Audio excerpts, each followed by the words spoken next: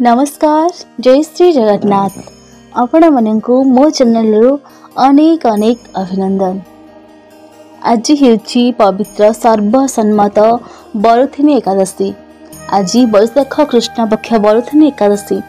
बरुथ शब्दर अर्थ सांजु वा कवच, जी कवच सदृश प्राणी को समस्त संकट रक्षा करे से बरुथिनी। एहीपरि भावरे वैशाख कृष्ण पक्ष एकादशी नाम बरुथिनी एकादशी, अर्थात यही एकादशी प्राणी को समस्त संकट उद्धार करे। पुण्यमास वैशाख जोगु यार महत्व अधिक। साधारणतः पुण्य अर्जन करने निमित्त साध्य अनुसार दान करा जाय थाए। एहा फଳରେ स्वर्गलोक स्थान मिली थाए, किंतु पुराण रे वर्णना अनुसार ए समस्त अधिक पुण्य बरुथिनी एकादशी पालन मिले। एही व्रत पालन निमित्त दशमी दिन उपवास करने हुए। एकादशी रात्रि पर्यंत आहार निद्रा विभिन्न निष्ठा और विलास परिहार करने को पड़े। भक्ति सहकारे मधुसूदन को पूजन कले मनुष्य को समस्त संकट मुक्ति मिलवा सहित मांधाता और धुंधुमार आदि परी स्वर्गलोक प्राप्ति होता है। कथित अछि महादानी महाराज मांधाता एकदा राज्य परित्याग करी नर्मदा तटदेश एक जंगल मध्य तपस्या करुथिले।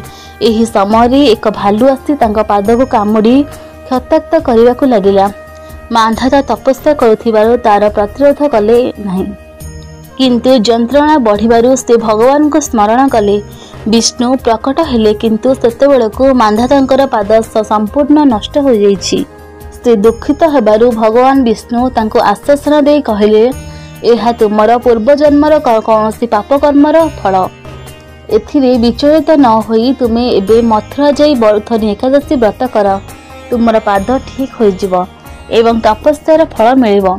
केतेक पुराण रे अन्य एक उल्लेख मध्य अछि जे देवदेव महादेव क्रोधित होई ब्रह्मा को मस्तक छेदन करी जो पाप अर्जन करथिले बरुथिनी एकादशी व्रत पालन फल से पापर मुक्त होइथिले।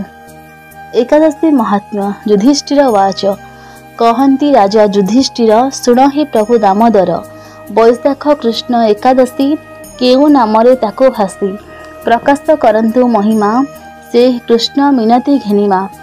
श्रीकृष्ण वाच कृष्ण कहती पंडुसुत, शुणु कहवा लोकहित। वैशाख कृष्ण एकादशी नामरे बरुथिनी भासी। सौभाग्य दुई लोक किए सौखी सर्वदा उपजाए। सौभाग्य प्राप्ति पापहानि करई यही बरुथिनी। दुर्भाग्य जेउ व्रत करी सौभाग्य पाए मन सरी। समस्त लोक मानकर दाढ़ भक्तिर मुक्तिर। समस्त पातक नासंती गर्भवास को निकृतंती। ए बरुथिनी व्रत करी मांधाता गला स्वर्गपुरी। निकृष्ट धुंधुमार आदि केते कहवा नृपभेदी। जेउ व्रत को करी दक्ष ब्रु कपाळु हेला मुख्य। 10 सहस्र संवत्सर तपस्या करे जेउ नर। ये बरुथिनी व्रत करे दुहिं को तुल्य मन मिले। श्रद्धारे बरुथिनी कबरी दुई लोकरे वांछा पुरी। हे महाराजा बरुथिनी महापातक विनाशिनी। से दिए भक्ति मुक्ति दुई पापी की पवित्र करई। अश्वदान गजदान अधिक जन हे राजन। तीरदान स्वर्णदान, स्वर्णदान अन्नदान।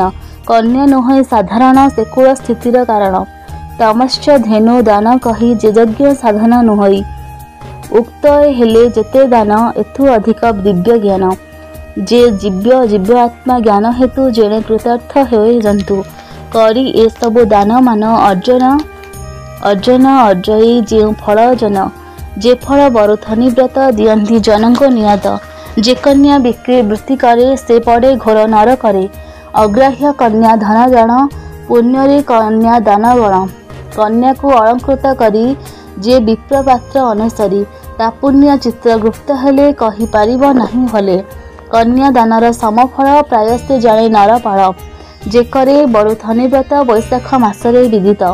मांस मधुर मधुशाक पल्लान क्रोधव्य चणक। पूर्ण भोजन कांस्यपात्र श्रीसंग जेबा अपवित्र।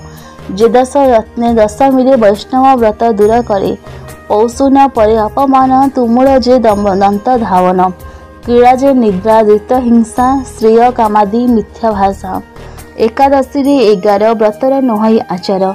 जे पुण्य भोजन मैथुन पिष्ट प्रक्षति समुच्चन एमान एक द्वादशरे छाड़ी व्रतर फल जेबे लोड़ी विधि बरुथनिकर रात्रे होई उजागर जागर देव जेउ व्रती पाई मधु धंसी मृति जे सर्व पापु मुक्त होई परम गति को लहई तेणु जत्न बरुथनी कर पुण्यमान घेनी जेबे जमकु भय थिब ए बरुथनी की करिबा नकरी ए व्रत शुणबा पढ़े से चरित से गो सहस्र फल पाई समस्त पापु मुक्त होई व्रतर प्रभाव एमंत विष्णु लोकरे होई स्थित इति श्री भविष्यतर वैशाख कृष्ण वरुस्थनी नाम एकादशी महात्म्य एकादश अध्याय।